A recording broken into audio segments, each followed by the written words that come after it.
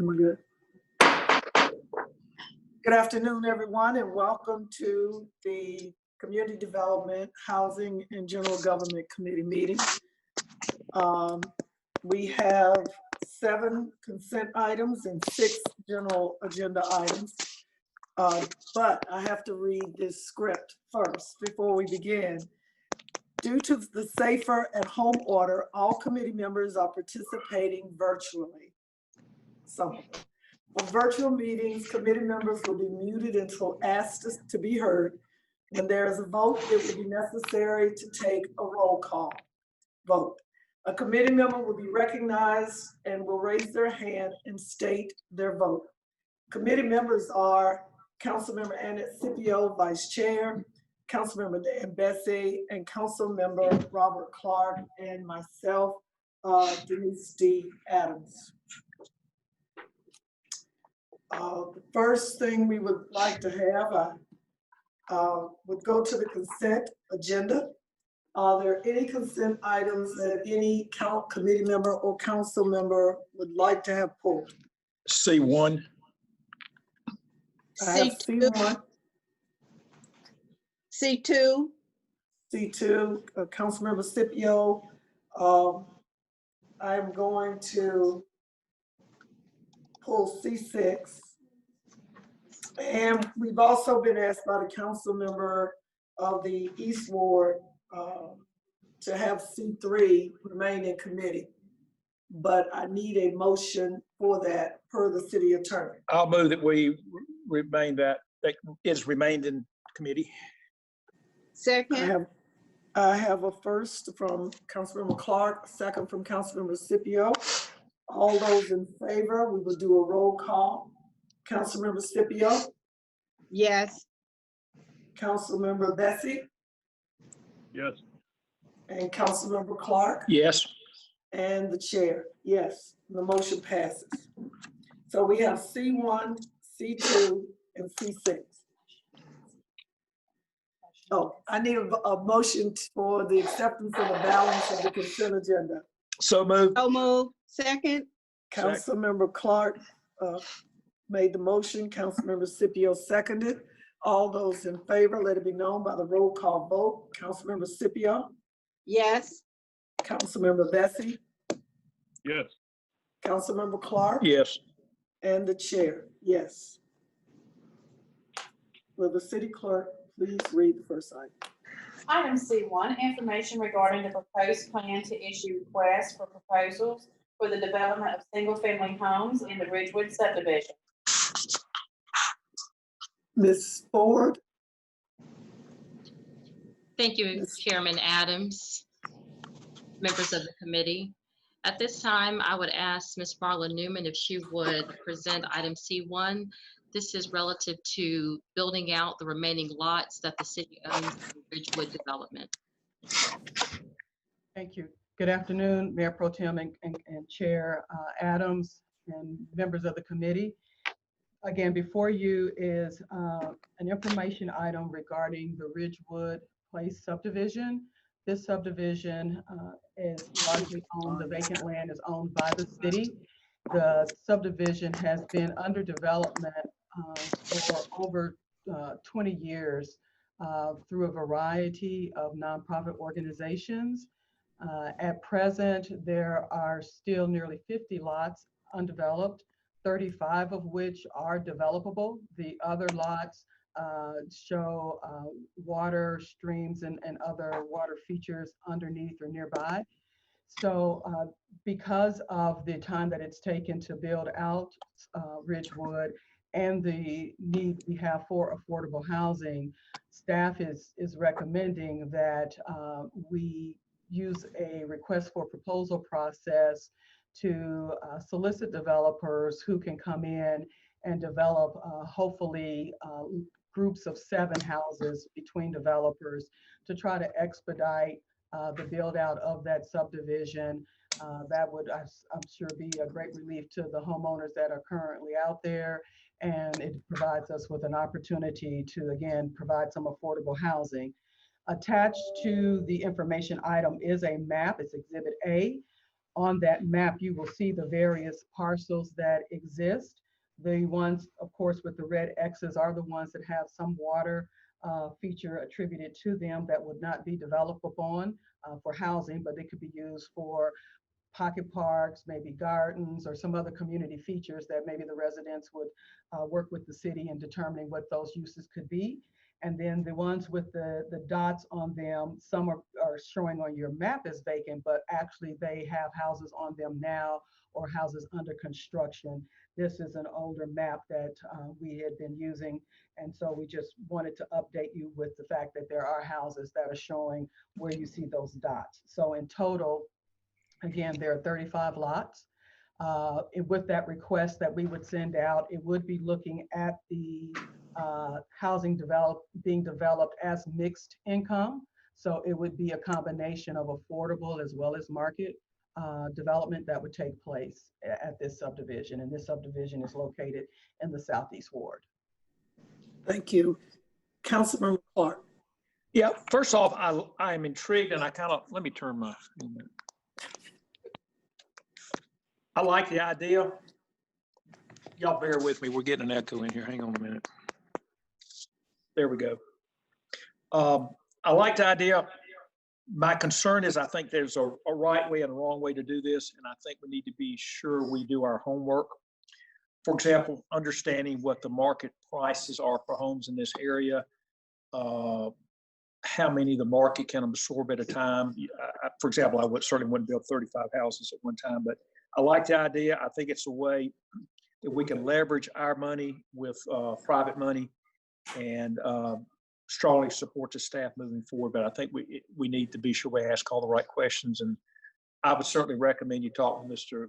Councilmember McIntosh, who's in the real estate business, can give some better information than I can. But let's move forward to it, but be sure we do it in the right way.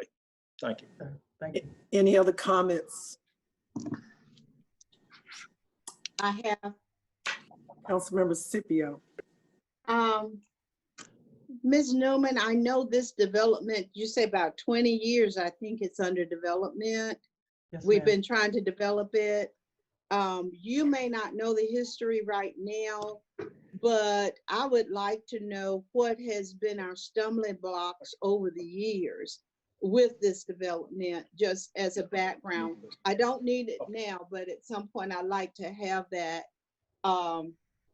because I don't want us to proceed. And also, I don't believe we need to, people do need to know what the market rate is going to be, so we don't have to forgive any money that we give out to people. I think that you build a house, it has a specific sales price with it, and you just can't charge more for it. You can't put more in it than you can get out of it. That's not the way the marketplace for housing should work. So I like for us to be very strategic also in what we are going to be giving to people in this RFPs, but I think it's a great way to go. Thank you. Councilmember Larson. Yes, are there any architectural guidelines or review on these? We had other neighborhoods, I believe, where the city imposed certain standards of construction or appearance of buildings. Does this apply to this neighborhood at all? To my knowledge, there are no existing architectural guidelines for the neighborhood, although certainly because the city has been involved in providing the land and providing gap financing for a number of the houses, and because we would be the architect of the RFP, we would certainly be looking for developers who would create a product that would be consistent with the architectural styles that currently exist. Is there a homeowners association in this neighborhood currently? Are they organized at all? No, sir. I think the biggest concern is the kind of houses, if we're going to do an insertion, that they're of the quality of the neighborhood would be the only thing I'm probing here, is to make sure that they're equivalent houses, that doesn't, fits within the landscape and price point of the other houses in the neighborhood. Certainly, and that's our interest as well. Yeah, thank you. Thank you. Councilmember McIntosh. Yeah, I want to go back and address Mr. Clark's statement earlier. In the journal this morning, was reported that the Winston market is up 15%. Average housing prices are up 15% year over year. So our affordability crisis is getting worse. And this is inventory where we need inventory. And this will provide just more liquidity in the marketplace. There are more places for people to move into. And that's what we need to encourage, just more units. And anytime we can use some of our money to leverage private money to increase the number of units, we should do that. So I'm in favor of this. Thank you. Thank you. Any other comments? This is for information, and staff will continue to move forward and to bring us, again, a plan that we can all live with, because we all know we voted on that one of our main goals is affordable housing. And as Councilmember McIntosh said, even though the national rate is showing the housing costs going up, we know that those aren't the people that need to have affordable housing. Councilmember Bessie. Thank you. I just wanted to check. So is this not an action item? I know that Councilmember Taylor is in the meeting. No. No, it's on the agenda. It's for information regarding the proposed plan to issue requests. Okay, thank you. Chairman? Yes, Councilmember Scipio. This is property that we own the land, but have we heard back, or do we know the status of the General Assembly bill that will allow us to use other city properties for development? I believe it's still pending. City Attorney Carmen. The question is, where are we with the stay at the General Assembly when it comes to vetting properties here in Winston-Salem for development or affordable housing? City properties. City Attorney said she'd check and get back with us on that by Monday. Councilmember Taylor, Councilmember of the Southeast Ward. Thank you, Madam Chair. This item is in the Southeast Ward, and I just want to say, as councilman of the area, I support the project. Thank the committee for their support and staff for bringing this forward. Thank you. All right. Thank you all. Next item, please. Item C2, information on request for financial assistance from Share Co-op for the development of Harvest Market located in South Ward. As many of you know, we did not discuss this yesterday in finance meeting, and I'm glad we did start at 4 so we can give the organization time to present. So, Mr. Raleigh, it's you. Thank you, Chairman Adams. Good afternoon to you and to the other members of the committee and council. So this item is coming to you for information this month at the request of Councilmember Larson. This is a request from Share Co-op for some assistance, some gap financing, really totaling $300,000 to support their goal of developing what they're calling the Harvest Market. It's essentially a full-service grocery store that will be operating under the cooperative model. They have identified a location that is in West Salem Shopping Center at the corner of Peters Creek and Academy Streets. It's an 8,700 square foot retail space that they have identified as the proposed location for this facility. Also, just to remind you, give you a little history. Back in 2017, the mayor and city council did approve a request from Share to develop a feasibility study for this particular market. And since that time, Share has embarked on a pretty aggressive fundraising campaign. The consultants identified a startup cost of approximately $2.4 million. And to date, Share has attracted over 400 member owners. They have noted total fundraising of approximately $1.5 million from a combination of sources, grants, loans, contributions from other community-based, nonprofit and based organizations. And you can see in the items that have been attached, I have provided a list that Share developed that shows you the sources, the various sources of the funds that have been raised to date. It also shows you the gap that they are seeking assistance with. This is for information, but I will share that if this item ultimately receives approval from the committee and council, staff would recommend that the funding come from the city's economic development loan fund. I think this actually was a question that Councilmember Taylor asked the committee yesterday regarding the amount of money that is available in that fund. As you'll see in the item, the current balance is $4.5 million in terms of the available fund balance. I will note, however, that that fund balance amount would be reduced by $2.5 million. This is also the source that staff is recommending the request from Front Street Capital that was on yesterday's committee come out of for the loan for the development of their speculative buildings. So just wanted to make that note. Reverend Williams, two of the leaders of this effort are on the call and are available to answer any questions that the committee has in regard to the project. All right. What I'd like for, if the committee wants to hear the presenters, I want to give them at least 3 minutes apiece to talk because they didn't get to say anything yesterday. So what we're going to do is we're going to allow the presenters to speak. Pastor Williams. I'm going to give way to my counterpart, the Reverend Willard Bath. Let him begin this. How about that? We're good. Like to say, Reverend Bath. Chairwoman Adams, committee members, City Council, we are continuing to be excited about this project. We've now added probably over 6 years if you count the time that we did for planning and research and organizing. We're ready actually to open the store by the end of the year.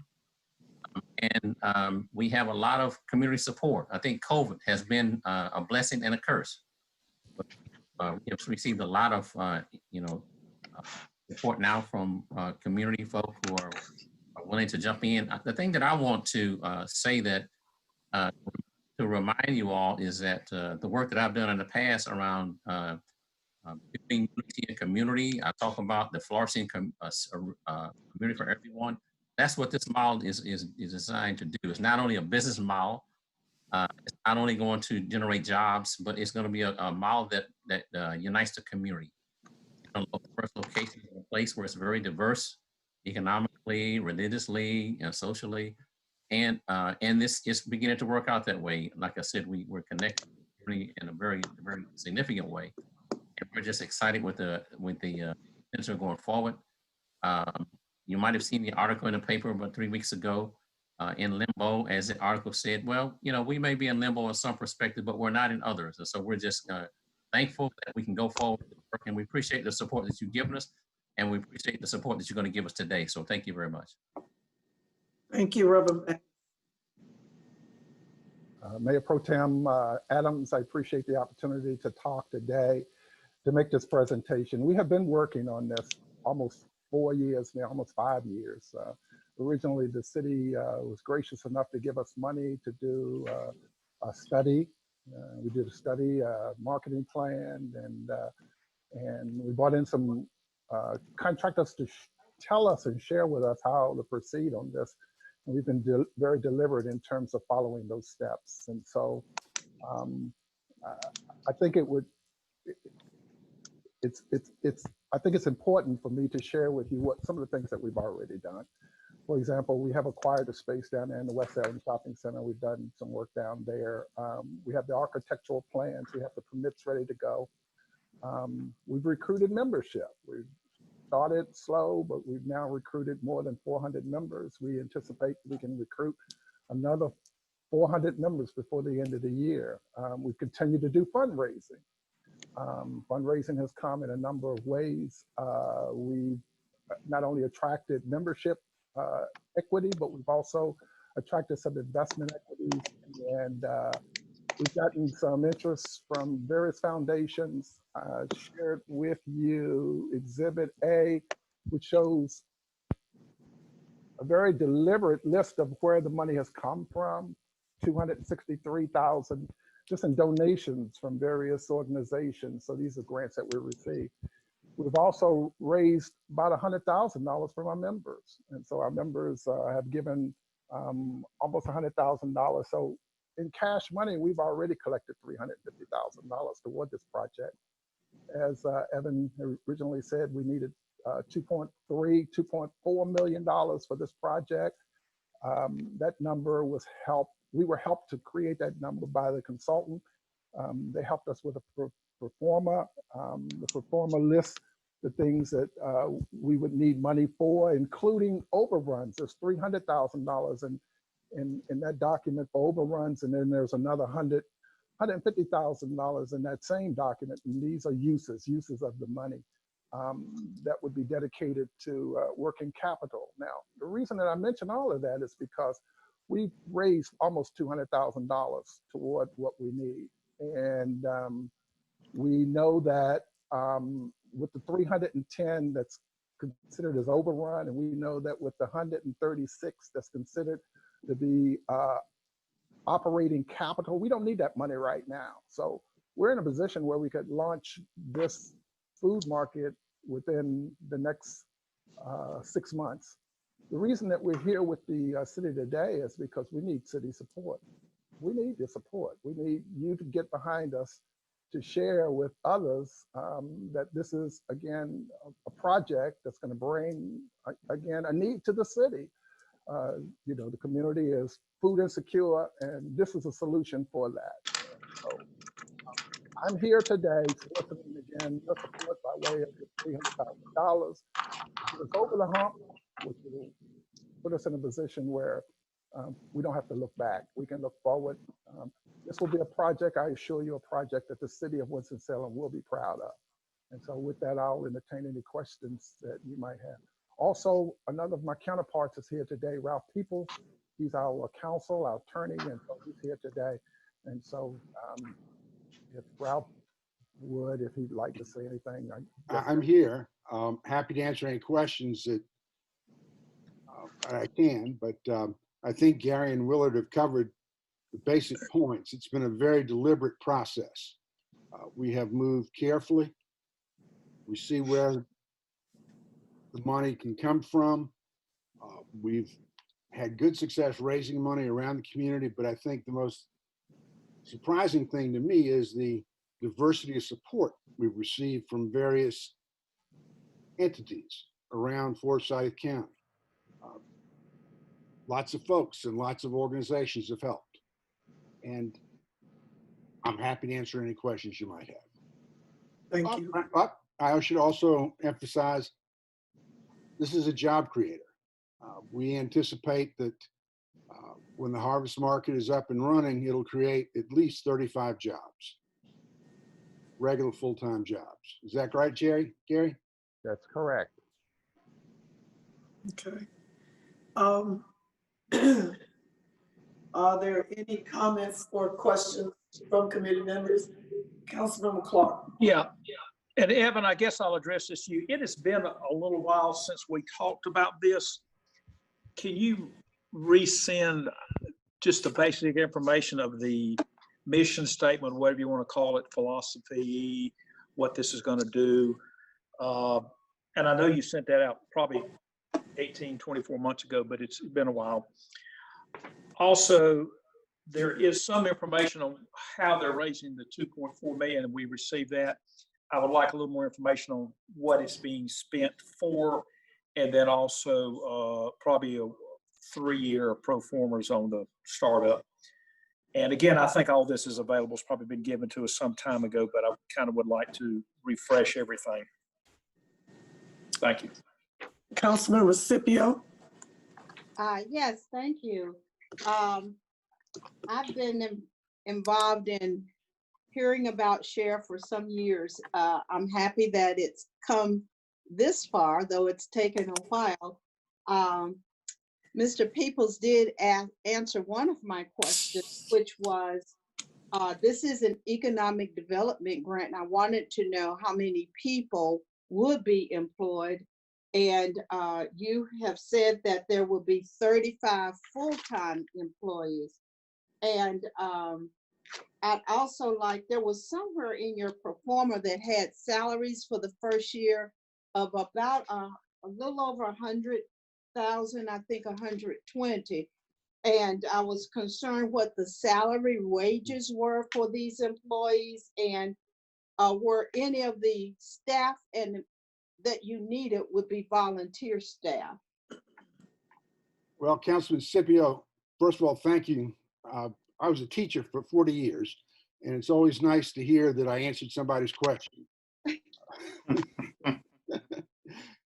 But I think I'm going to have to turn your specific question over to Gary or Willard about the amount reserved for salaries, but I'm confident about the number of employees that we anticipate having at the harvest market. I'll respond to that. We have on the board 34 jobs that will be created. We have job descriptions already created for those 34 persons. The first thing that we're going to do is we're in the process right now of recruiting a general manager and an e-commerce coordinator. The general manager, we've sort of delayed bringing him on because that's an expense that we did not want to incur. But we're at a place now where we need a professional advice in terms of running the store and opening the store and all of that sort of thing. And so within the next couple of weeks, we will hire a general manager. We will hire an e-commerce coordinator. The e-commerce coordinator, one of the things that we're getting ready to do on the 1st of September is we're going to roll out an e-commerce site where we're already going to start selling food online. And we have negotiated space down at the Winston-Salem Shopping Center where folks can come and pick up that product. And so 34 positions we can create. We talked at various times, we want to make sure that those positions do have benefits and that they do have a living wage. Now, living wage may not exist the first year, but we can evolve into that. And that's something that's very near and dear to us. Councilmember, the living wage would be about what range would that be? Well, when you say living wage, we've calculated it at about $15 an hour. But again, let me just emphasize the fact that maybe we won't pay living wage the first year, but in the subsequent years, we have that on the board and have planned for that. And so that will transpire. In the first year, we're going to bring on 34 employees. We're going to train and teach 34 employees. And so they're going to be entry-level people from our community who need jobs. And so they may not right away be receiving livable wage, but that's something that's near and dear to us that we have focused on. Okay. Councilmember Scipio, are you finished? I did have another question. In your pro forma, it says that your first year sales is 1,369,319. I do know that co-ops have not been very successful and many are going out of business. So do you have a plan to achieve those sales and to ensure that you're going to be successful in generating that kind of funding? Absolutely. That kind of revenue will be instrumental. It will be necessary for us to continue to make headway in terms of profitability. One of the things that we have done in the last several years is we visited all over the country various co-ops. For example, we visited and we were intimately involved with the Renaissance Co-op over in Greensboro to hear what their problems might have been, so as to plan around those problems. And so, yeah, we are focused on that $1.3 million in revenue that you talked about. We know that we're going to have to generate that type of revenue. That's one of the reasons why already we've decided to do the e-commerce thing, so as to get into the mood of selling food so that we can test some of our vendors and some of the distributors that we've already identified we have contracts with. And so one of the other things too that I'd really like to emphasize today is I had also provided a document that Evan has provided to you, which is Exhibit B. Exhibit B is a whole list of other applications that we've submitted to a full range of grantees to bring additional fundraising to this project. I consider these on this sheet, these additional applications, what I would call gravy. This is where we're going to be able to buy food and give food away by virtue of these grants. And so we have a plan and we're working the plan. So in response to your question, yeah, I do believe we could get to the 1.3 million in the first year, yeah. Thank you. Councilmember McIntosh. Yeah, you brought up 2 points that I'm interested in pursuing a little bit more, and I'm glad you brought up the Renaissance Cooperative. First of all, one of the things that they mentioned on their postmortem was the importance of management, and seeing that you already have somebody in your sights as far as a manager, I'd be interested to hear what their background is. Yeah, we can respond to that. As a matter of fact, just as I've indicated, we're in the process right now of recruiting a new GM. Okay. And we had gone out nationally and asked for applications in reference to that. And I've sort of drawn that back in the last couple of weeks and then asked our folks to concentrate primarily locally on the first candidates. I'd like to keep money in the community. And so I'd like to hire folk from our community first. But that's very important. The GM will be a very important person. And so we'll be very deliberate in terms of recruiting that individual. Then I did want to get your response and your feelings about that, about the experiment in Greensboro, the Renaissance Group. And they had some really talented people involved in that, and you know, went under fairly quickly. And I listened to the piece on the Nonprofit Quarterly, and it was really instructive. I highly recommend people listen to that. But I'm just interested in your take on how you'll avoid some of their pitfalls.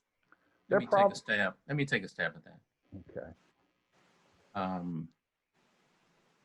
One thing we did, we were very intentional, Councilman McIntosh, about understanding how co-ops operate and who were doing co-ops in the Triad and in North Carolina.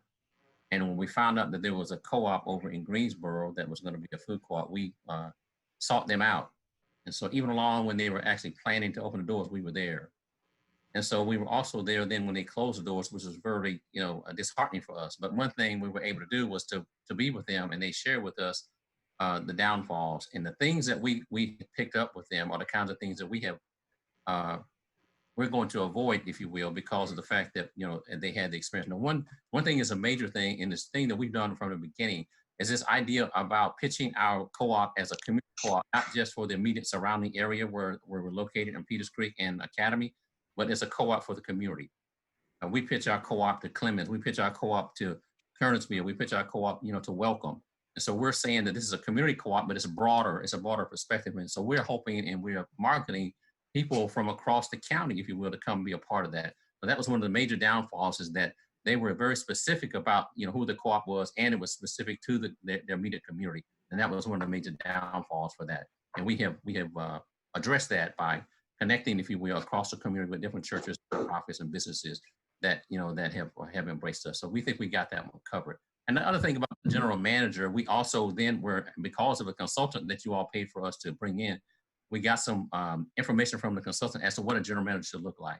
We were actually talking to the general manager that Renaissance had at the time, but things didn't work out for him. So we do know that he or she would definitely have to come with the basis of understanding what a co-op is, what it means to be in a community, right? What it means to build this idea of a community, and then also understand what it means to be a business in a market. And I remember Councilman Clark being so concerned because I think he had a family member or friends who were in grocery, and it's difficult to be in grocery. We understand that, but we're hoping that our niche, the way we're going to do the business, we think will be the difference between our success and our failure. Thank you. This is for information, and I want to hear from the council member of the ward, of the South Ward, Council Member Larson. And thank you very much. We're going to wind this up after Councilmember Larson's comments. Am I live here? Hopefully, got sound. Yes. Yes. Thank you very much, Councilmember Adams, Chairman. This project has been going on for some time, and when I first saw it, I first came on to council. It's one of the first things that they approached me about, and I've watched them, how deliberate and intentional they've been in this whole process. I think one of the things that impresses me about it is their footprint. We're talking about the marketability. The footprint is larger than just a storefront that they're putting down in West Salem neighborhood. In fact, they've got something which maybe they can elaborate on called the farm pharmacy, which deals with basically a partnership that they've developed with the Baptist Hospital to provide food as a pharmaceutical part of a medical regimen. And this, of course, is outside the walls of their store. They're going on marketing online, obviously. They're going to have pickup and delivery food services. So in fact, it's a much broader based program than just one storefront. And I thought that was a promising way to handle business. It's a good location, though.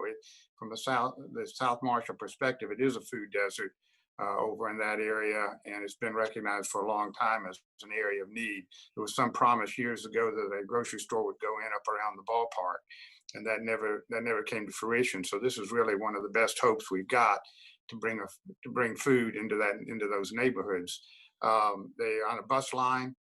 It's part of the Peters Creek Parkway development plan to improve that corridor, and so it fits within the broader context of what the city's trying to do. So I'm very excited about it. And I think in this case, we've got an opportunity to actually have a viable grocery store. The people that they're planning to buy from are the local farmers. They've gone to a great deal of effort to develop a cadre of local farmers to bring in the produce and stuff that they need for the fresh market that they propose to sell. So I see sort of synergy that's creating around this particular store and the community concept that they're talking about. So I'm very much in favor of it. Thank you, Councilmember Larson. As I've said before, this is for information, and we'll be looking for further developments from staff as we move forward. Next item, please.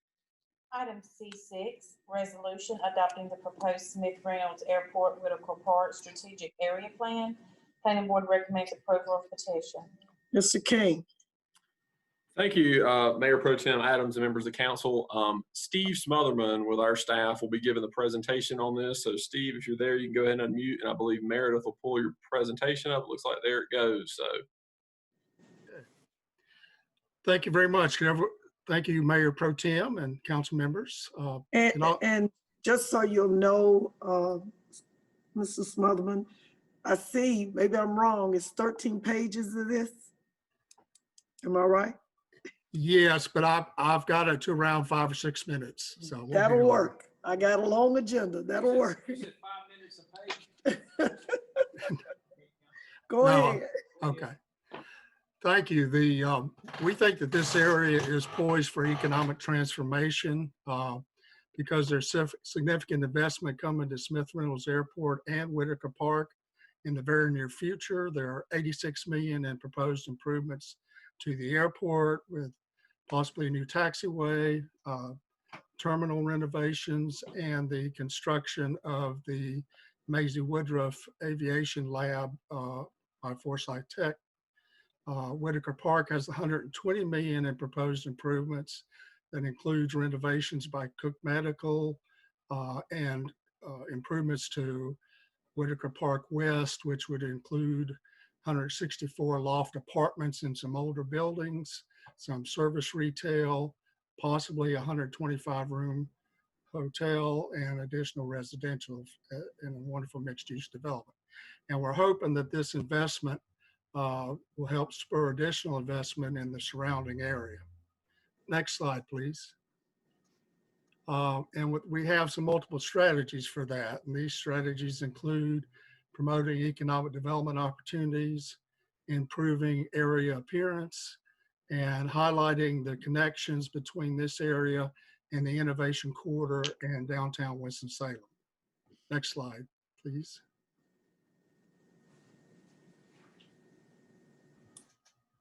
Thank you. This map is just to show the study area, which is outlined in black. It also shows the existing land use. As you can see, the primary land use is shown in lavender, which is industrial, which occupies almost half of the land area. And then 21% is residential, which is shown in yellow and in brown. And there's no land use changes proposed as part of this strategic plan. Next slide, Meredith. We had wonderful participation. We had 4 meetings with a total of 250 attendees.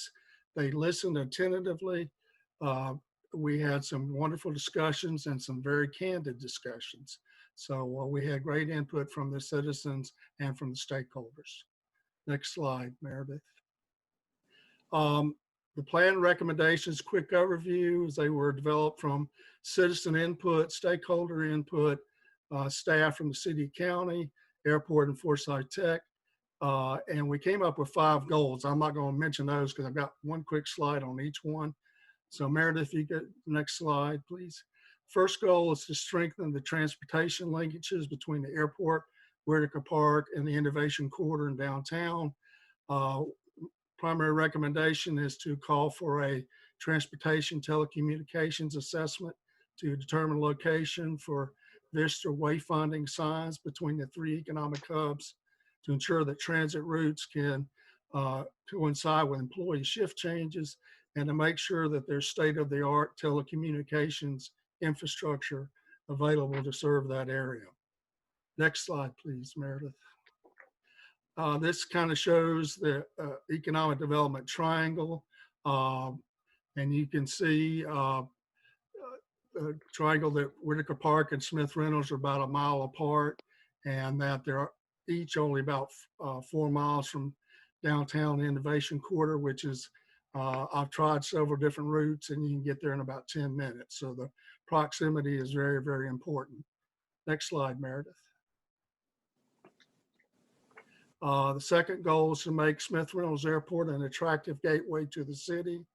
Reason for that is we don't have commercial air service anymore at Smith Reynolds, but there's still plenty of charter flights and there's still visitors that come, and their first and last impressions of the city will be at the airport. So we're recommending a comprehensive streetscape plan for Akron Drive and Liberty Street, and we're encouraging the development of small flex space buildings along Liberty Street and along Akron Drive. Next slide, Meredith. The third recommendation is to recruit aerospace-related businesses. We want local business recruiters with the chamber to attend aviation-related trade shows. We want them to prepare special marketing materials that promote this economic development triangle and help with that. And also to target startup companies like drones and similar technologies that could locate in the area and use the airport for their prototype needs. Next slide, Meredith, thank you. The fourth goal is cultivate the job skills of area residents, which is to develop a coordinated school system, Forsyth Tech curriculum for aviation training. It'd be wonderful if that could be done at Carver High School with the Forsyth Tech's aviation lab nearby. That might allow for high school students to do that and be able to get an associate's degree in a year or so. Another recommendations offer scholarships for workers over age 21 to attend Forsyth Tech for retraining and degree programs. The idea of this is to complement the opportunity and hope scholarships that will be offered to any graduating senior in high schools with I think a B average or above. Encourage the recruitment of area residents to fill new jobs and to use local incentives to attract employers that pay living wages. Next slide, Meredith. And finally, we want to promote the existing local business assistance programs, the building rehab, the small business loan, city business training program, RUCAs, and then there's also a small business center assistance at Forsyth Tech. Next slide, Meredith. And then the plan was unanimously recommended by the planning board at its March meeting and was also enthusiastically received by the Airport Commission in March. So that's all I have, Mayor Pro Tem.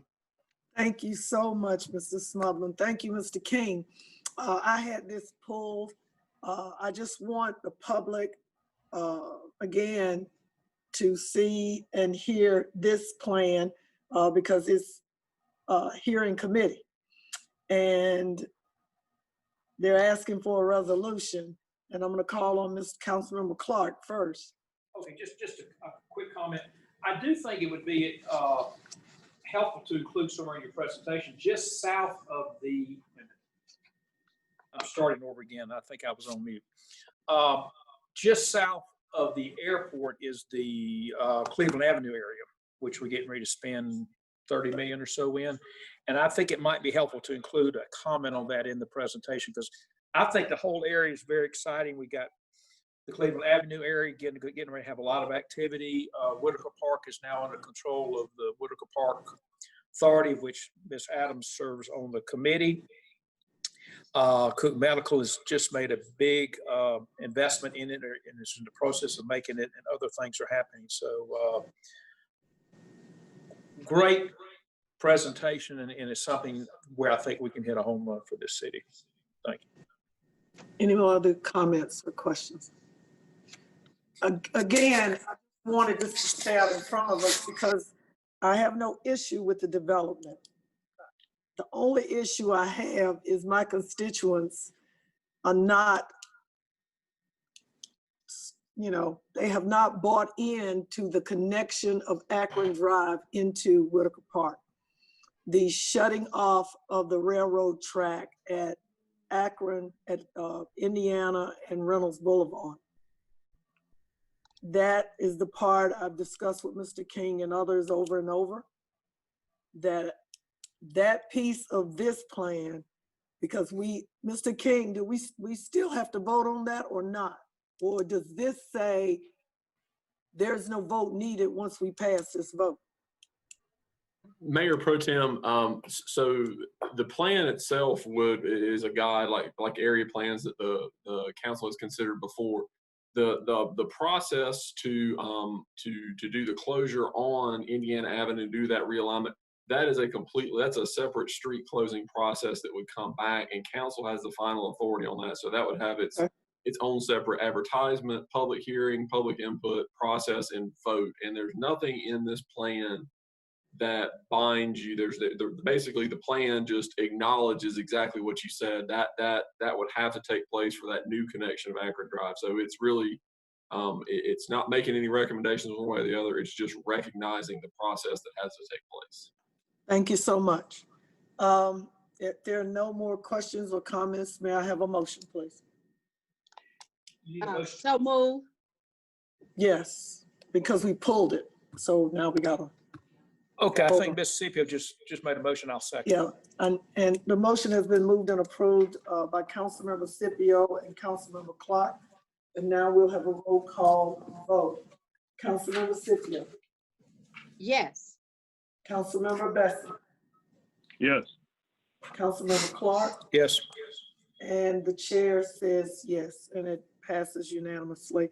Now, City Clerk, we can move to the general agenda. First item, please. Item G1, update on assessment strategies to address vacant, abandoned, and deteriorated properties in Winston-Salem. Ms. Logan Ford or Ms. Newman. Mayor Pro Tem Adams, our CCP report that's being presented, these are the findings from that report. It was completed in March, and we had some delays clearly with the pandemic where we weren't able to present the information at that time. So I would ask Ms. Newman if she would prepare the presentation. This talks specifically about strategies for us to address vacant, abandoned, and deteriorated properties that are throughout the city, and forging a stronger partnership with our county partners and also some community agencies, and working internally to try to see some significant change in these areas that may be distressed. So with that, I'll ask Ms. Newman if she'll present this item. Thank you. Ms. Newman. Thank you, Mayor Pro Tem Adams and members of the committee. Just a little background before we move through the actual presentation. As many of you know, in 2018, we completed a housing study and needs assessment. And while the study addressed a number of processes and tools and so forth that the city could employ, one area that we recognized did not receive a lot of attention in that assessment was how we would address privately owned, vacant, abandoned, and deteriorated properties. And so for purposes of the conversation today, I'll just refer to them as bad properties. those properties for us come across our purview in two different ways. One is through the demolition process when properties are deteriorated to the point where they cannot be repaired, or the owners are not in a position to repair and no one else can step into the void, and they become a negative impact on the neighborhoods. The other way in which we find ourselves confronted with bad properties are most known through our chronic violators list. And that's where we have vacant properties where there are no structures, but they have a tendency to be overgrown lots with weeds and grass and the like, or even illegal dumping. And the city repeatedly is having to mow and maintain those lots to, again, reduce the blighting effect that it has on neighborhoods. So recognizing that we have been struggling with bad properties for a number of years, staff sought the assistance of the Center for Community Progress to help us with that. And they're a national nonprofit that specializes in technical assistance to help communities figure out how to address these kinds of situations. Primarily with our work, they looked at 4 different assessment tools. When they came to town, they did come and do a site visit with us in 2019. Those 4 basic tools were data and information management systems, housing and building code enforcement systems and practices. They also looked at delinquent property tax enforcement systems. So of course, that meant having some conversation with the county tax assessor's office and others at the county. And then also just looking at a process for how these bad properties might be acquired and disposed of. So what for our particular purposes, the report that we're going to talk about today is going to focus on primarily 3 areas of those 4 that I mentioned to you, which is around data management, code enforcement, and property tax system. So Meredith, if you could advance the slide for me, I'd appreciate it. So again, I kind of touched on this already, but the idea with the Center for Community Progress is to help local officials and their partners deal with these solutions. And again, most of the time, CCP, as you'll see them referred to here, works with local government. So they really try to get to the heart of where there is capacity and authority to get something done to address these properties. Meredith, if you could advance, please. So some of the key takeaways from the report, first and foremost, is that we center our work on equity, both as a foundational principle and from a design perspective and how we come up with solutions. In many instances, when we talk about revitalizing community, and we look at the history of urban renewal and other things, you know, when we talk about coming into community and saying we want to address some of these challenges in community, rightfully so, there's sometimes a bit of concern when government leads that conversation. So we want to be sensitive to that and make sure that when we have these conversations, we come from a place of equity and being sensitive to culture, history, and the like in the communities where we're working. The next principle deals with how we coordinate and connect the work, informed by common knowledge and vision. And that vision includes not only us as public servants, but also what happens with our stakeholders, what happens with our residents. So when CCP came to visit with us, they actually interviewed people from the community as well, some of our nonprofits, some of our residents, so that we could make sure that we had a collective and shared vision and strategy for how we move forward. Certainly one important aspect of this is how do we restore the vitality of housing markets. This kind of speaks to an earlier conversation we were talking about with Ridgewood, you know, understanding our housing markets. How do we maximize impact and focus our investments so that they're coordinated and we can leverage them to get the biggest bang for our buck? Certainly, again, engaging and partnering with the county, they play a significant role because of the tax foreclosure process. And we recognize that a lot of times the bad properties that we find in community happen to be properties that are subject to tax foreclosure. And so, you know, how do we work with the county to find a solution for those properties with delinquent property taxes? How do we get a hold of them? How do we put them back into productive use? And then again, the last one is how do we build that capacity to steward those properties? So when I talk about, how do we get access to them? How do we acquire them? And then how do we dispose of them? That's part of that stewarding process. And so as we continue with the presentation, you'll see some conversation about additional considerations around strategic land banking. And that kind of speaks to this last area about the stewardship of bad properties. Next slide, please. So there were a number of approaches, again, that were mentioned by CCP. This first one was talking about how we move existing liens to foreclosure. So those properties that either have city liens on them for demolition or sanitation liens, how do we take those opportunities to foreclose on those properties that are right now just sitting there and not being productive? What is the way that we can pull those into productive use? So we would look at maybe putting tax liens, all of those various liens, tax, sanitation, demolition, nuisance liens.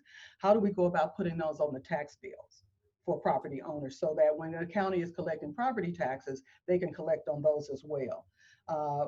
But again, if for whatever reason the property owner does not pay the taxes and they become delinquent, then how do we go about foreclosing on those properties so that we can get a hold of them and potentially look at a strategy for moving them to responsible ownership? And then, of course, if there is no bid submitted by the city at the foreclosure sale, if there's no bid submitted at the foreclosure, then what is the process for the city getting those and potentially land banking them? So again, you will see as we walk through this that it'll talk about an additional consideration for strategic land banking. So where we look at some of these properties and maybe based on their proximity either to other city-owned property or to areas of opportunity, then maybe we should have a strategy where we try to acquire those, shepherd those into a process where they could be used for affordable housing and dispose of them with that goal in mind. Next slide, please.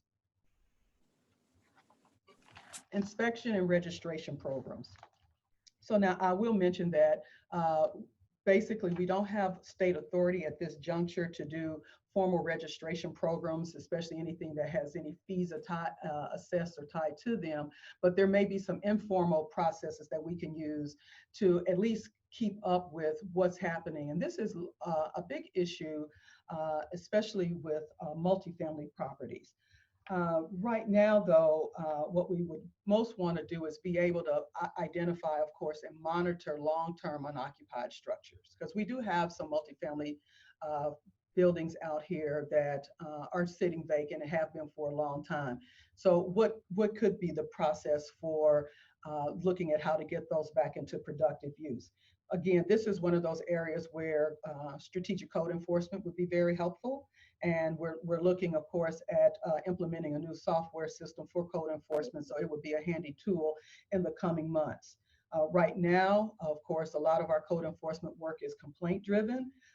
But if we can look for a way to implement some kind of process where we catalog vacant structures that have been vacant for an extended period of time, they may also present some opportunities for us to do some targeted acquisition for, again, future land banking and conveyance to affordable housing. Next slide, please. So some very specific areas as it relates to code enforcement. Certainly our objective is to try to get properties into the hands of responsible owners and minimize the city's cost. As I mentioned earlier, we spend tremendous amounts of money every year on vacant properties through mowing and cutting and debris removal. So how do we cut down on the city's costs and find a way to get those into either responsible owners who may want to add them as a side yard if there's a vacant lot next to them, or if the lot is of sufficient size, how we might be able to utilize those for development of affordable housing. So again, being able to partner with the county here on potential tax liens and using that as a mechanism for either incentivizing owners to step up to take care of their properties, or the city being able to take those liens and move them into foreclosure so that the city can acquire them and then put them back into productive use is a particular strategy that we can take a look at as time goes by. Next slide, please. Now, for those properties that have an unoccupied structure that is either unsafe or too costly to repair, again, of course, we will want owners to repair them. And one of the things that we have found in doing our work around demolitions is, thankfully, the majority of properties that become eligible for demolition are in fact brought into compliance through repairs, either by the existing owner or by the property changing hands and going to a new owner who then repairs the property and brings it back up to the minimum housing code levels or even greater, which of course we want to encourage is that properties are repaired at a level higher than just meeting the minimum housing code. But in those instances where they're not, then of course our first course of action is for demolition. And then with the demolition, certainly then, again, how do we gain control of the property? The land banking opportunity is one. We could also look at maybe strategies where the city might be able, if the cost to repair isn't too costly, maybe dedicating some funds to actually bring those properties up to snuff and being able to put them in the market. But there are definite strategies that we would be able to employ in the law to be able to get ownership of that property into the city's hands for use for affordable housing. The next slide, please. And with code enforcement on unoccupied structures that are repairable, again, how do we use some of our tools, financial and otherwise, to actually invest in repairing those properties? And again, here you see two examples would be for us, obviously, to gain control of the property for affordable housing and convey it, but also maybe assist low-income owners with repairs. Certainly, that's a big part of what we do in the lending division of community development, where we provide owner-occupied rehab loans and grants, so that for those homeowners who have limited income and means to fix their properties, we can partner with them to bring those properties up to code and hopefully better. And then that removes some of that blighting effect that we see in some of the communities. So the next slide, and our final slide, we looked at the various points, the 5 points, and looking at the various tools, certainly enforcement, code enforcement generally, and that's a citywide strategy that we use everywhere. Understanding our markets in our neighborhoods. Where are the greatest opportunities for us to leverage limited city dollars to do some strategic acquisition, do some redevelopment in certain markets where it really will be an asset for us to come in and take control of these bad properties and enhance them and have that effect of overall enhancing the neighborhood. And then, of course, strategic land banking kind of supports that neighborhood markets piece that we were talking about. So there are two main next steps that we would be looking at pursuing. And these also come out of the report. Again, the report made a number of recommendations, two of which would be first for us to form a small working group with the county to really talk about how we can begin to collaborate on the tax delinquent properties in key opportunity areas that the city could acquire.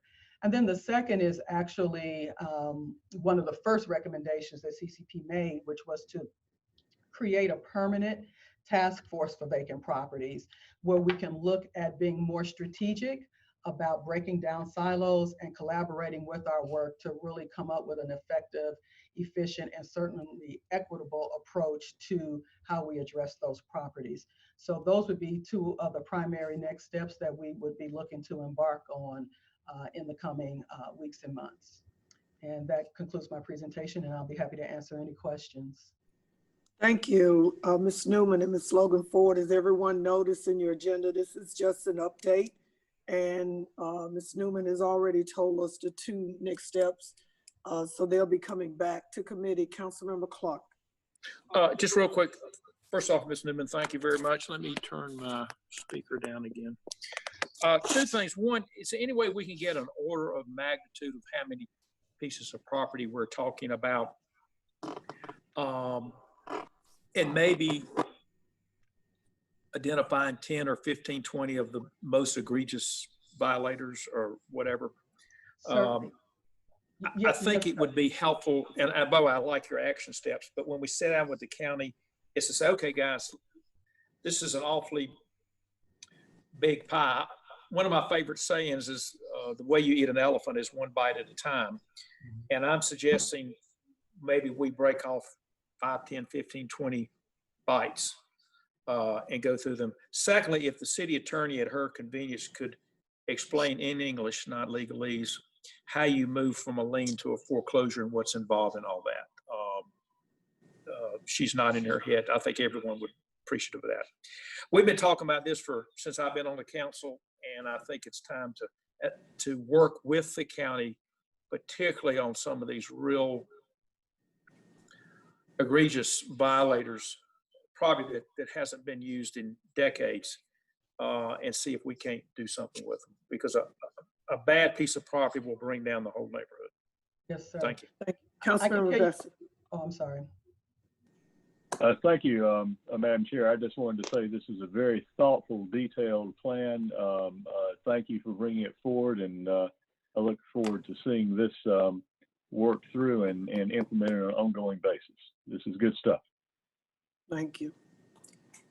Well, as I said before, if there are no more comments or questions, we look forward to community development. Councilmember McIntosh.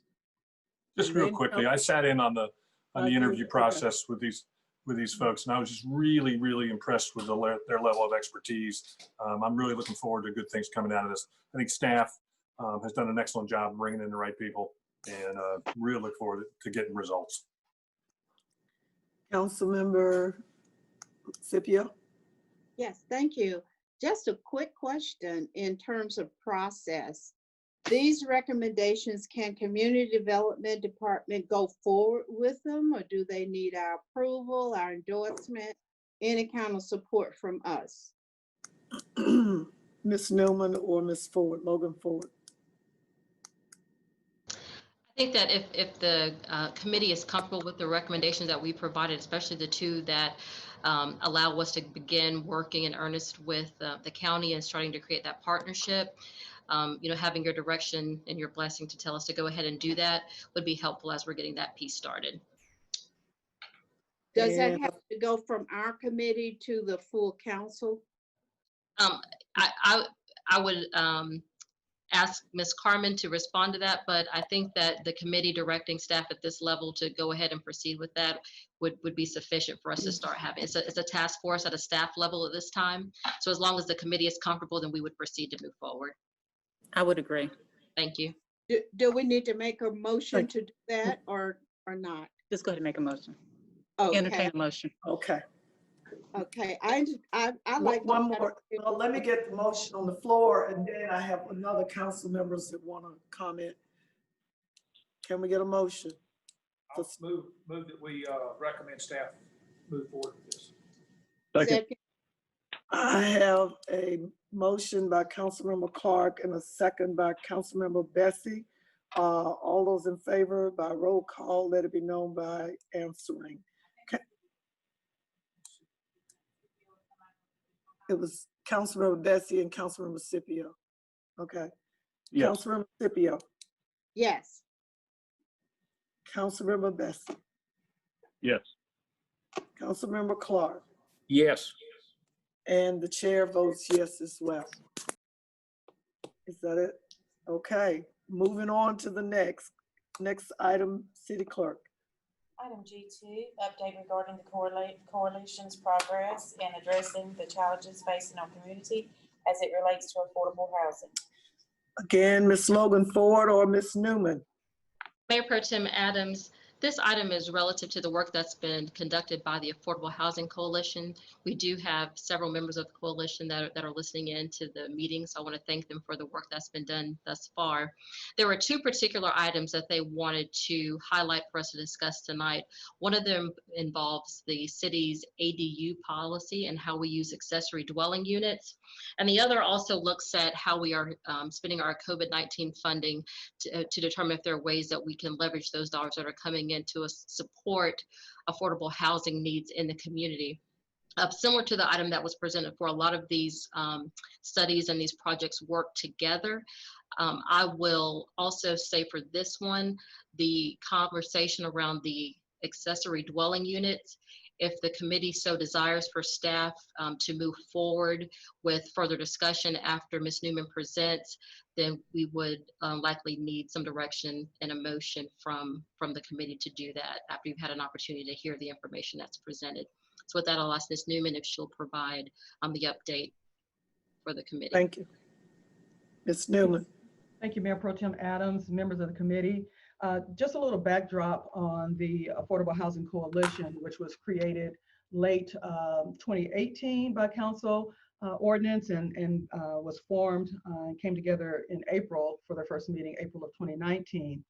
The purpose of the coalition is to expand affordable housing opportunities, certainly engage supporters of and advocates for affordable housing, coordinate and secure sustainable resources for affordable housing, and advise the council on the use of funds to support affordable housing development. While the coalition would be looking to make recommendations and offer some policy guidelines, and we're looking to do that by the end of this year for an annual report. Of course, with the COVID-19 pandemic, the committee thought that now might be an opportune time to come before you and bring two of these concerns, as Ms. Logan Ford mentioned. The first, of course, is revisiting the current accessory dwelling unit ordinance that we have in effect, and looking at what steps might be necessary to make that a more usable tool for us in developing more affordable housing. And then again, looking at potential ways of using COVID-19 funding for either reducing evictions or foreclosures. And so a little bit about the accessory dwelling units, or as we often call them, ADUs. They serve an affordable housing need, both short-term and long-term, depending on where and how they are developed. The city, through our ordinance, we amended the ADU ordinance in 2017, but our ordinance requires a special use district. And so with that, we have found that there's been no uptake of permits to create accessory dwelling units because of some of the requirements involved with the special use district. There was some activity prior to the change in the ordinance, and we have Aaron King, our planning director, on the call too, who can also add to this, and he submitted a memo that is a part of the packet that you have before you today. One of the interesting things, though, is just recently in the city of Raleigh, they changed their zoning ordinance to make accessory dwelling units permissible by right for property owners. And I can pause for a moment and maybe ask Mr. King if he would like to give a little bit more detail about the challenges we have with our ordinance and some of the advantages of having an ordinance in place similar to the one that Raleigh just adopted in July. Aaron, would you like to weigh in, please? Sure, Marla. I'll be brief. Yeah, as Marla mentioned, since that UDO text amendment was adopted in 2017, we have had 0 accessory dwelling units built within the city of Winston-Salem. And as we've had plenty of folks inquire about it. And when staff explains the process, the cost and the time and the process involved in going through a special use rezoning and what that involves, generally folks are not interested in going through that process to try to get an accessory dwelling unit on their property. And I think Marla pointed out, Raleigh adopted some regulations that basically allow one accessory dwelling unit per lot. Durham has done that recently with their housing choice initiatives, has looked a little more critically at some housing ideas. And really, this is, you know, at a national level, this is happening all over the country. Folks are using accessory dwelling units as a tool to help with affordable housing. So, you know, the national conversation has really been brought to the forefront here in North Carolina. We've seen some of our peer cities amend their rules because at the end of the day, they need as many tools in the toolbox as they can to help with affordable housing issue. And right front and center of that is accessory dwelling. So I'll pause there if there's any questions, and I'll turn it back over to Marla if that's okay. And we've also included a copy of the Raleigh ordinance in your packet for review today. So I'll pause here too before going into the second item that's part of this information item. Councilmember Scipio. Just so everybody's on the same page, would you please define accessory units, the ADUs? Yeah, so it's basically its own unit that is smaller and subordinate to the principal structure on the lot. So if you've got your traditional house, the accessory dwelling unit is generally an additional unit on the lot that's smaller and subordinate and generally located to the rear of the house. That's a kind of a quick and dirty definition. And they also usually have a kitchenette, bathroom, a bedroom, and a seating area. Sometimes, depending on the size, the seating area, bedroom can kind of be a flex space, kind of similar to what you see in lofts, but they're self-contained living units and do have their own kitchen, have their own bathroom, and a place to sleep. And their own private entrance, so lockable entrance, so it is a private dwelling. Mm-hmm. And they are indeed detached from the principal residence. You can have attached. Okay, go ahead, Aaron. Councilmember Scipio, I was going to say that there's two types. There's detached, which is what you see traditionally, and unattached. And so that's basically if you've got the main house itself, and maybe there's a basement area that is converted to its own separate dwelling unit within that main structure. So you can have an attached accessory dwelling unit and a detached accessory dwelling unit. Okay. And we've seen them both as freestanding in a yard, and sometimes you see them as apartments on top of garages. So they can take a variety of forms. Thank you. Yes, ma'am. Do you have other, Councilmember Larson? Yeah, we've discussed this fairly lengthily several years ago when I first came on council, and it looks like we're planning to revisit it. I hope it comes back in a little different form than we were looking at, and we argued it over extensively a couple of years back. I'm anxious to see, you know, what differences are being proposed this time from what was being proposed before, because we had a great deal of concern on the part of the neighborhoods as to what the impact was going to be in congestion, traffic, and turning lots into multifamily units. And so I think as we go into this, I want to be very cautious about it. Thank you. Councilmember Clark. Oh, I'm sorry.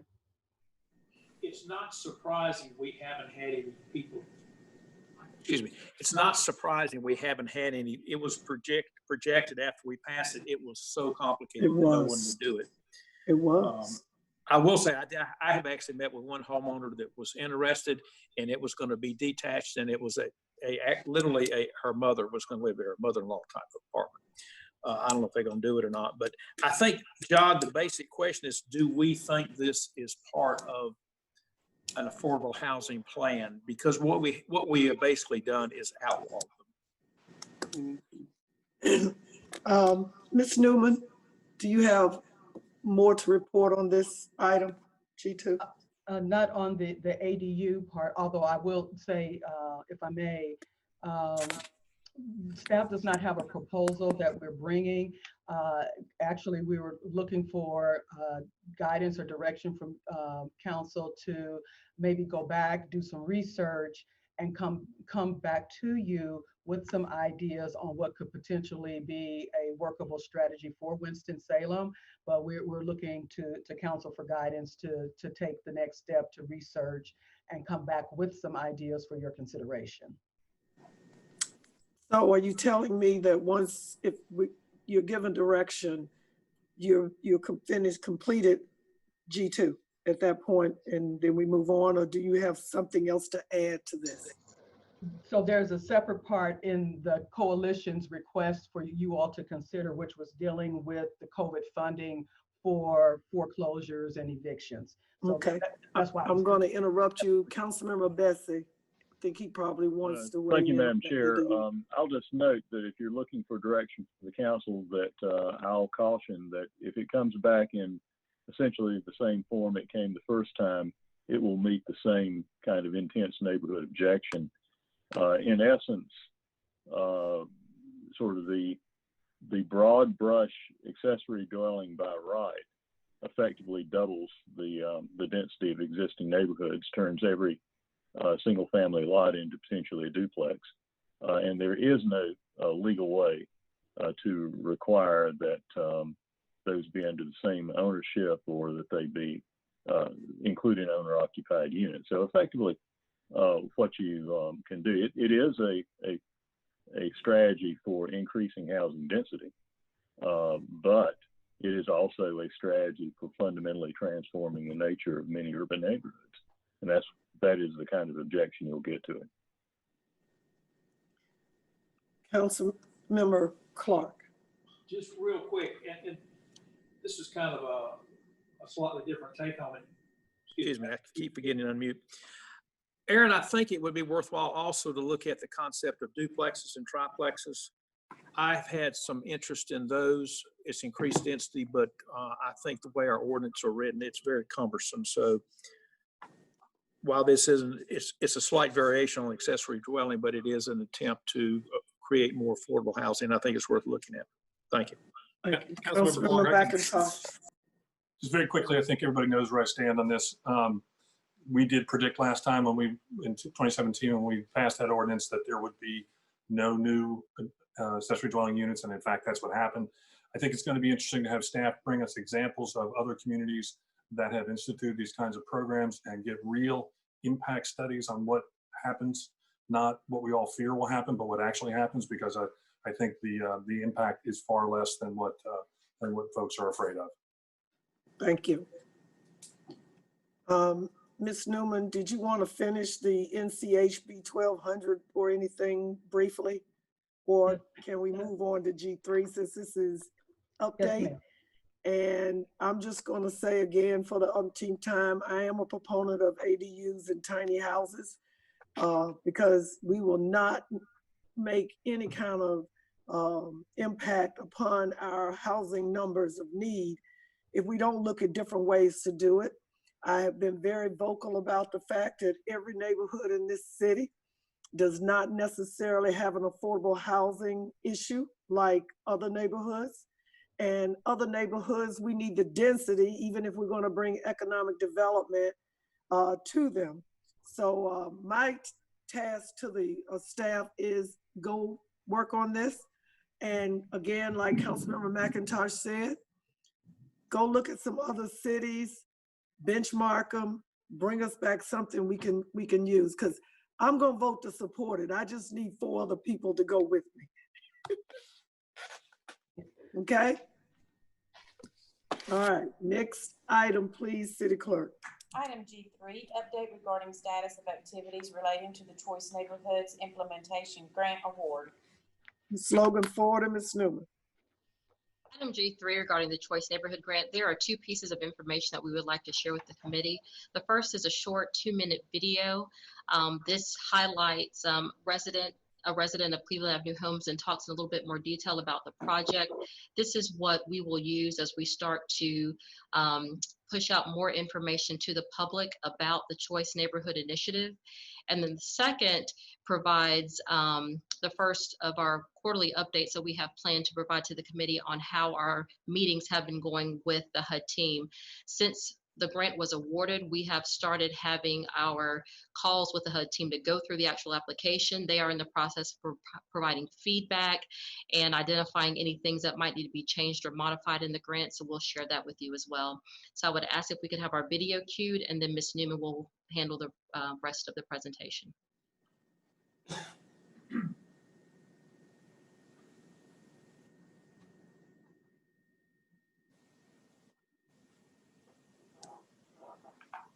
I don't know, you got a very bad storm going on outside. Separated from the more prosperous sides of the city is becoming one of America's latest choice neighborhoods. Cleveland Avenue homes and residents like 93-year-old Maddie Young are at the heart of the project that will create the new side community from 25th Street to 3rd. The improvements will bring this community closer to the Innovation Quarter, which has boasted of 3,600 new jobs over the last decade. The Housing Authority of Winston-Salem and its co-applicant, the City of Winston-Salem, have secured a Choice Neighborhood Initiative grant. The neighbor, the resident is good people, and they're trying to do the best they can. Thanks to ongoing partnerships, the Housing Authority will build new side in 4 phases, resulting in quality mixed income housing, a collaboration with mixed income developers who are building workforce housing and accepting vouchers for CAH residents to provide additional housing options and the opportunity to live closer to economic hubs. Supported home ownership opportunities for residents in the C&I footprint. Improved access to high-quality services. A new school adjacent to Cleveland Avenue homes built by Winston-Salem for Forsyth County Schools. An environment to bring business opportunities to the community. Improved connectivity and gateway entrances to the neighborhood. A central park erected for neighbors. That spells good news for folks like Maddie Young, who will be moving from her obsolete public housing unit. We need a better place for our kids that they could go and be safe. It's been a long time coming, but help is certainly on the way.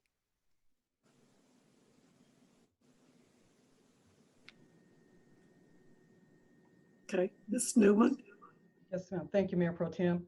So again, just as a brief reminder, Cleveland Avenue Homes currently has 244 existing apartments. With the Choice Grant, the development will consist of 406 new mixed income units.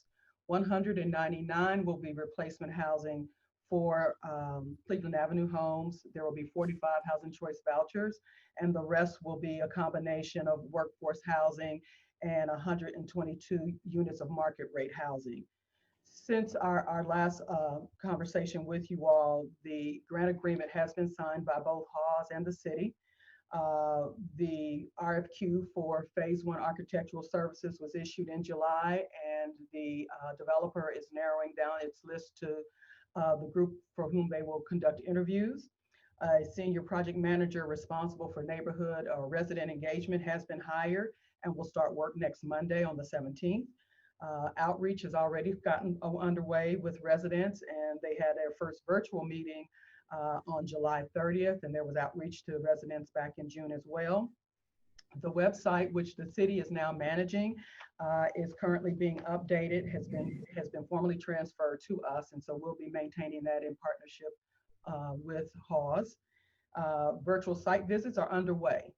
Usually after grant award, HUD comes back to town, spends a day, and you go through all of the components of the application. Of course, with COVID, that was not possible, so the site visit has been broken up into successive weeks of 2-hour Zoom meetings. The city is lead implementer on the neighborhood plan. We had our site visit last week. We have another site visit with HUD tomorrow. And then we are at the initial steps of starting the environmental review for the former Brown Elementary School site, which is phase 1 of the development. We had some conversation about that earlier with the item that was on the consent agenda. And then finally, the formation of the steering committee is underway. And that's a combination of residents from Cleveland Avenue Homes, folks in the neighborhood, stakeholders, and the main partners at the table. So those are the updates that we have at this juncture since the last time we came and presented to you. I'll be happy to entertain any questions. Any comments, questions? Councilmember Bessie. Thank you. Just a quick question. I had a resident of one of the nearby areas inquire today as to what degree the specifics of the plan for new construction are fixed and to what degree they're still flexible. So the plans right now are flexible in terms of design and orientation and things of that nature. The number of units is pretty much fixed because that was upon which the application was built and HUD gave its approval. So that part is fixed, but again, we're in the very early stages as it relates to design and other elements. So there's still a lot that can be subject to engagement and conversation. So just for clarification, the number and the location of units is fixed. It's the design that is still flexible. Yes. Thank you. Councilmember Scipio. I guess I don't have that map, but is the choice neighborhood going north up Cleveland beyond 17th Street, like 19th Street or 20th Street? And then where does the school start? Because it says it's from 25th Street. It goes all the way up to 25th Street. So is any of the redevelopment of Cleveland homes gonna go north of where it currently is? The physical footprint will be more than just the actual Cleveland home site. There's other properties that Halls owns around Fairview Landing, property that is adjacent to Fairview Landing that the city has owned that probably will not be used as part of the school site. The actual footprint and northern boundary is 27th Street. So the primary footprint though is Cleveland Avenue home site specifically, but then there is adjacent property owned by the housing authority that will be brought into the fold along with that, as well as the Brown Elementary School site. But it will not be, the development will not actually go into the neighborhood where you have single family homes. So it's generally where you already have the multifamily and maybe some adjacent parcels just to get the right kind of mix and orientation. Do we have a map that you could send to me? I've got the plan, but it doesn't clearly show the streets, etc. Yes, ma'am. Do we have something you can just send to me? Yes, ma'am. We have a map we can send, Councilmember Scipio. Thank you. Councilmember Parman. Who's creating this community steering committee with the residents? It's a combination of, at the table leading the conversation will be the applicants, which is the city, Halls, and then the developer and urban strategies, which is working the people plan. So as the lead management team for the HUD grant, then this team will be responsible for doing the outreach and the engagement to actually form the steering committee. Okay, and with your numbers, you said that we're gonna do 406 new units, but when you look at the numbers that y'all have on here, it's 407. Is that a specific reason why? When you add that 199, 122, and 86, and you're doing 45 fewer, that gets you to 407 and not the 406. Well, we may have a typo, I'm sorry. Okay, I just wanted for clarification. No problem. This is for an update, and I'm sure that we will be seeing more of them as we move forward with the choice grant in the community. I'm looking forward to meeting the community organizer, facilitator position and other positions, Ms. Newman and Ms. Logan Ford. I think there needs to be a way, whether it's virtual or whatever, that the council has an opportunity to lay eyes on these people, okay? Yes, ma'am. All right. We're going to go back to City Clerk G2. Item G2, update regarding the coalition's progress in addressing the challenges facing our community as it relates to affordable housing. I have been advised by the city attorney that we need a motion for staff to be able to better understand what direction that they need to take. This is on the accessory dwelling. Correct. And the North Carolina House Bill 1200 that's in your packet that you can read about utilities, evictions, and things like that due to COVID.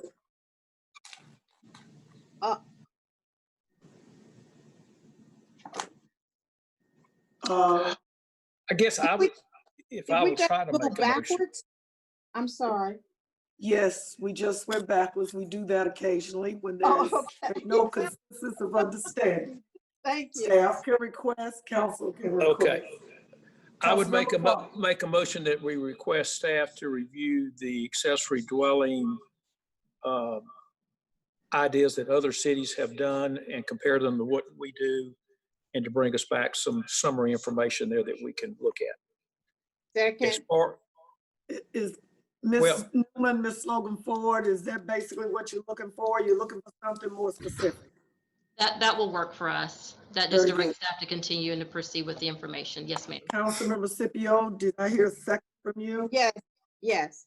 It's been moved and properly seconded. Councilmember Clark and seconded by Councilmember Scipio. We will have to do a roll call vote. Councilmember Scipio. Yes. Councilmember Bessie. Abstain. Councilmember Clark. Yes. And the chair votes yes. It passes unanimously. Next item is City Clerk. Item G4, information on social justice and equity processes from other communities. This is going to be presented information from Ms. Martin.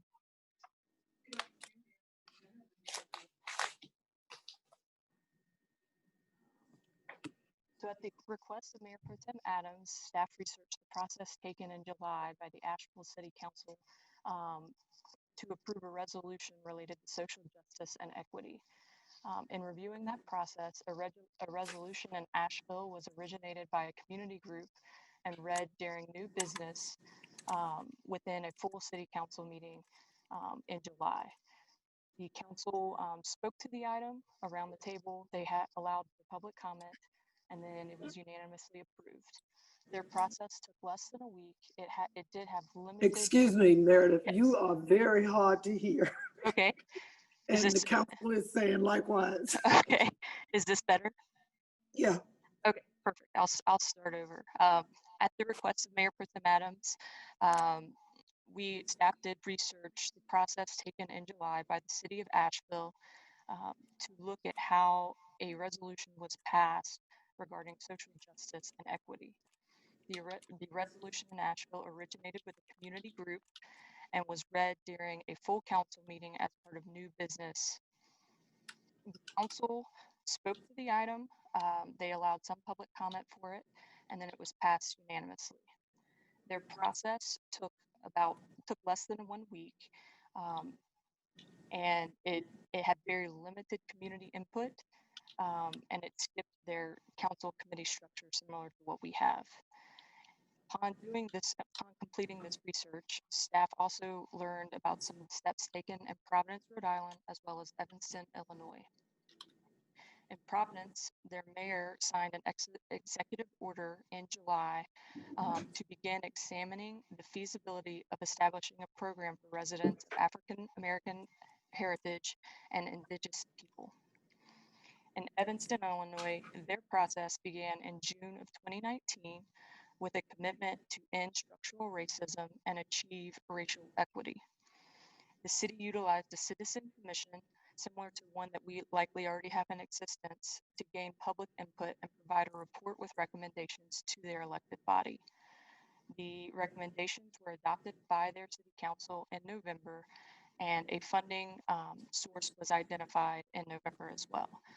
All of these 3 examples of resolutions and executive orders were attached to the items for this meeting. If you have any questions, feel free to let me know. Thank you, Meredith. Across the country, again, my involvement with the National League of Cities and talking with other council members and elected officials across the country, this is what has been, not just because of what we've seen the past 4 months, but it has been politely talked about in different committees and circles.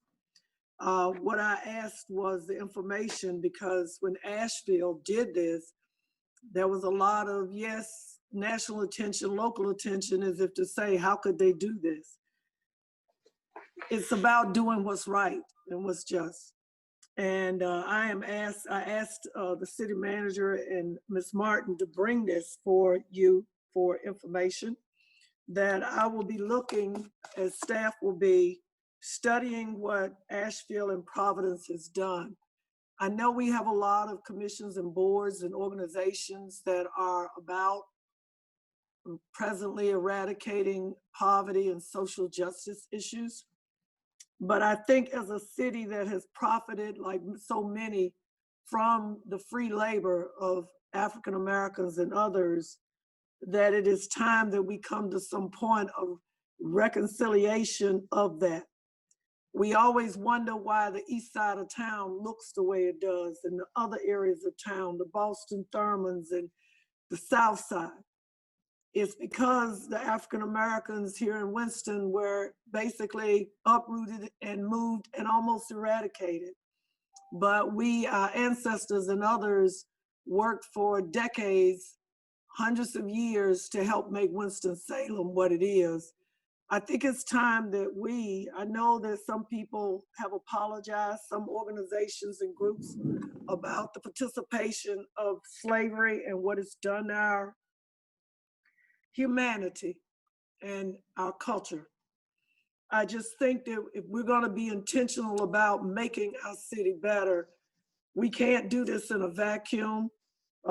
Thanks to Councilmember Scipio for initiating the African American Commission on our history and culture. I think that this is one of these pieces of the process that we have to move towards. I would hope that as we move forward, bring you more information, that you will be enlightened and we can garner, or I can garner your support for this. Any questions or comments from the council?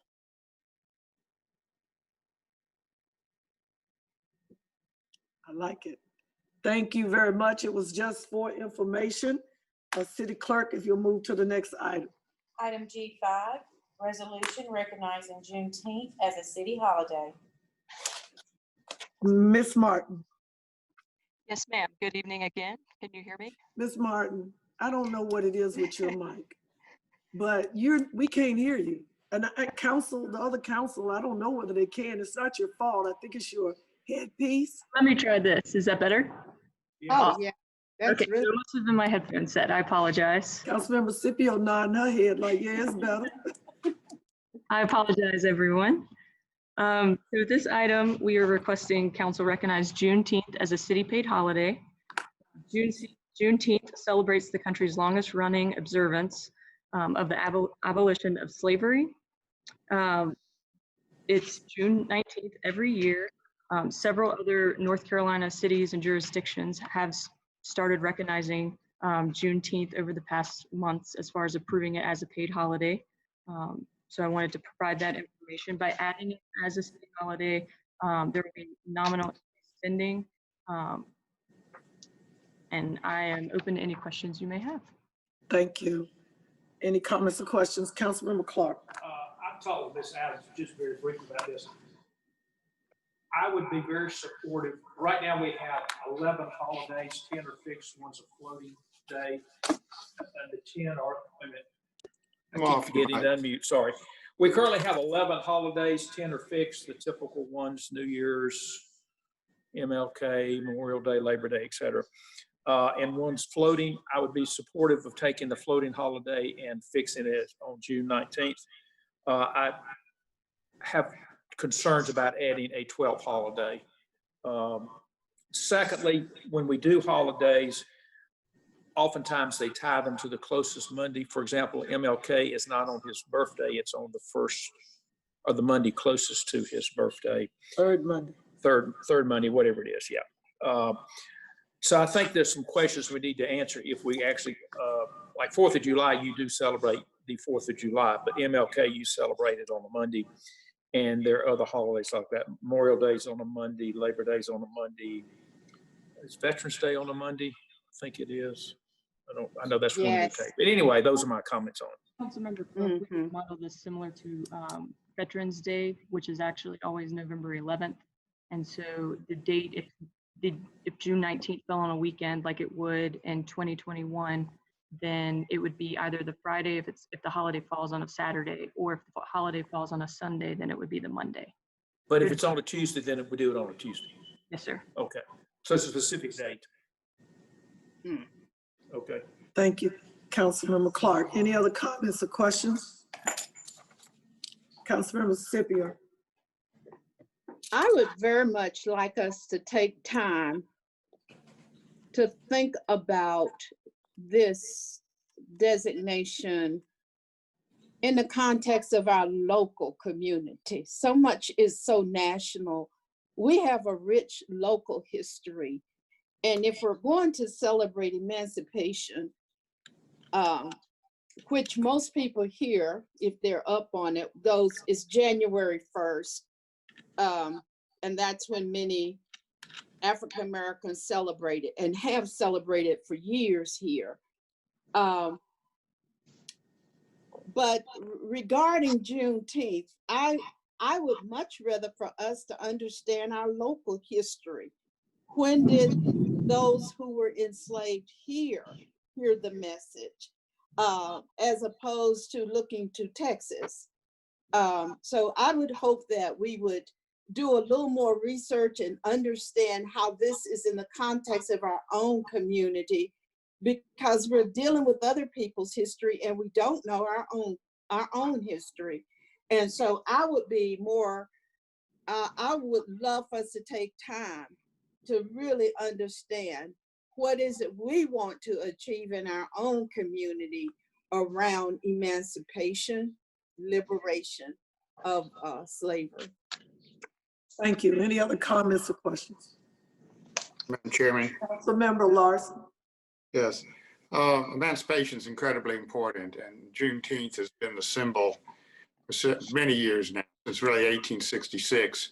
It's been celebrated as a point. It is started out as a Texan event. My only hesitation on this, originates in Texas, has to deal with Texas.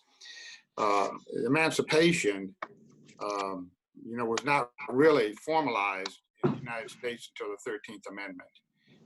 And this Juneteenth, of course, is 1865. The 13th Amendment was finally ratified by the appropriate number of states in December of 1865. If we're going to celebrate emancipation, I would like to celebrate it nationally rather than Texas. And so I'd have no problem with using the date of the June 16th as a working day. But I would like to add the word, which was originally used oftentimes as Emancipation Liberation Day in context with Juneteenth. And so I would suggest we add the word emancipation, Juneteenth Emancipation Day, to recognize what it actually is. Some people probably don't even know what it is, because it is more like a regional and a specialized event. Yeah, and so for purposes here, emancipation was declared in Winston-Salem on May 22nd. So we were done with it by the time it got to Texas. We were way ahead of them. Councilmember Best. Yeah, I don't see any contradiction between recognizing and teaching our local history and joining in a national celebration. And I think that the wave of designations of Juneteenth fit into the latter, and that can be used, even though Texas was the last, meaning that the rest of the of the old Confederacy had already been reached with the word. And yet the recognition of the word of the Emancipation Proclamation reaching every corner of the South has independent national significance. I would see this as a teaching opportunity for our own history as well. So it seems to me to be appropriate to move forward with approval of the holiday, designating it for what it is, basically an opportunity to recognize a critical national historic change, and we can make it work on the local level with taking the opportunity to teach our own history here, including the dates that Councilmember Scipio and Councilmember Larson have both referenced. Is that a motion? Councilmember, if I could. Yes, I'll move approval. And I will note that it's perfectly reasonable to ask that staff explore the questions that Councilmember Clark has raised regarding when it should be observed as well. Could I make a point of clarity? Councilmember Larson. Yes, let's be clear about this, that the Emancipation Proclamation freed the slaves in the South, and only in the areas that were under rebellion.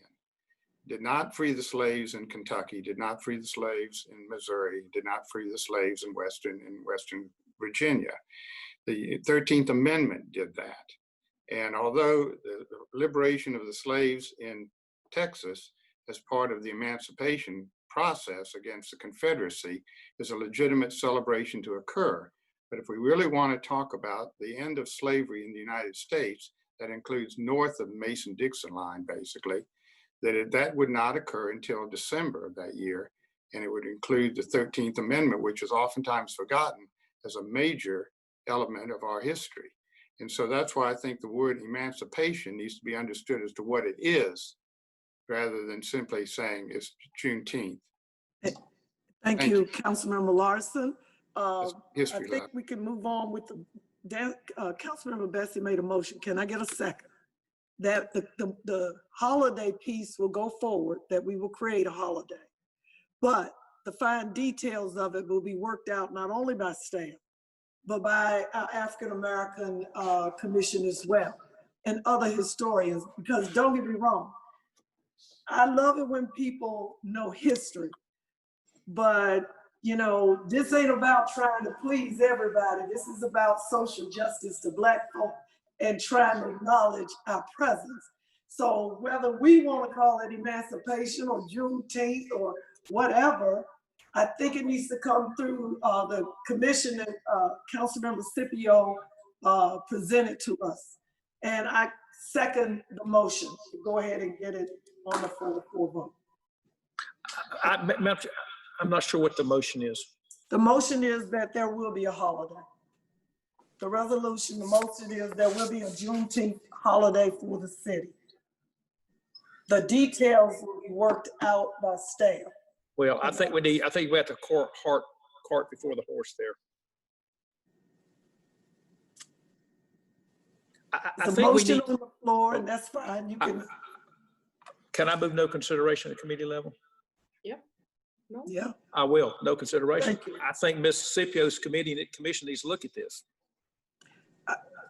I move no consideration. Thank you. All right. We have one more item, City Clerk. Item G6, consideration of information on a resolution amending Article 2 of the City of Winston-Salem Personnel Resolution to combine position classifications and pay grades 1 and 2 into pay grades 3 in order to increase the minimum hourly rate to $14.31 an hour.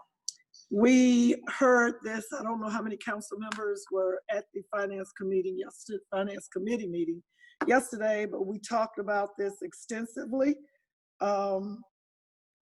The consideration of the information on a resolution amending Article 2. I don't know where the committee stands. Is there more commentary to this in council members? But I know that it seemed to be that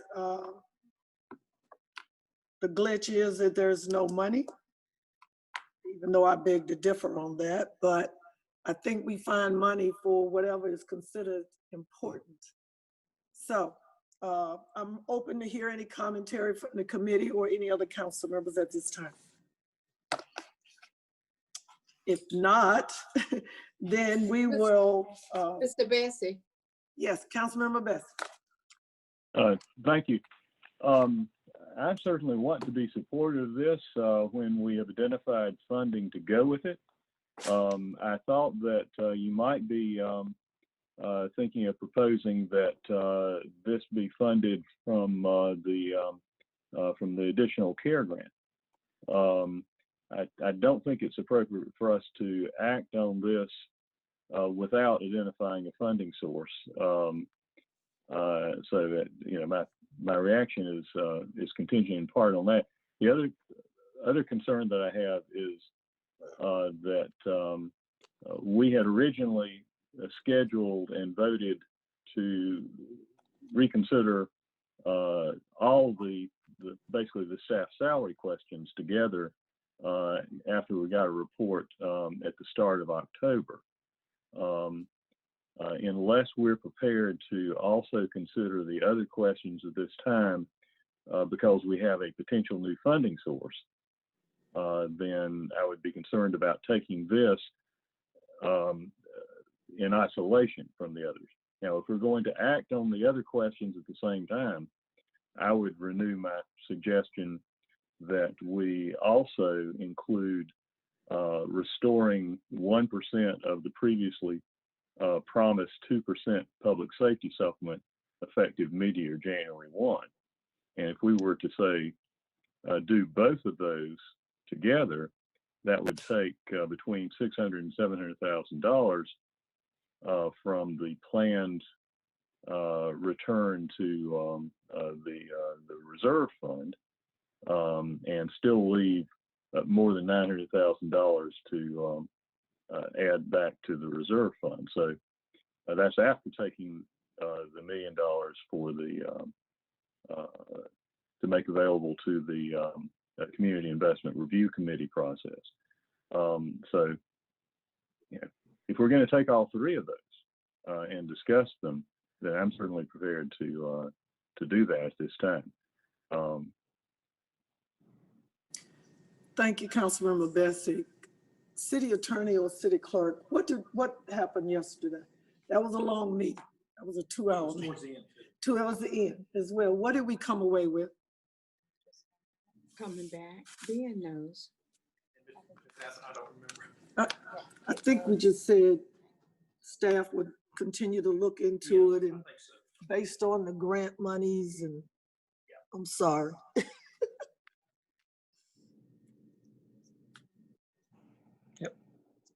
Mayor Pro Tem Adams? Yes, Mr. Rao.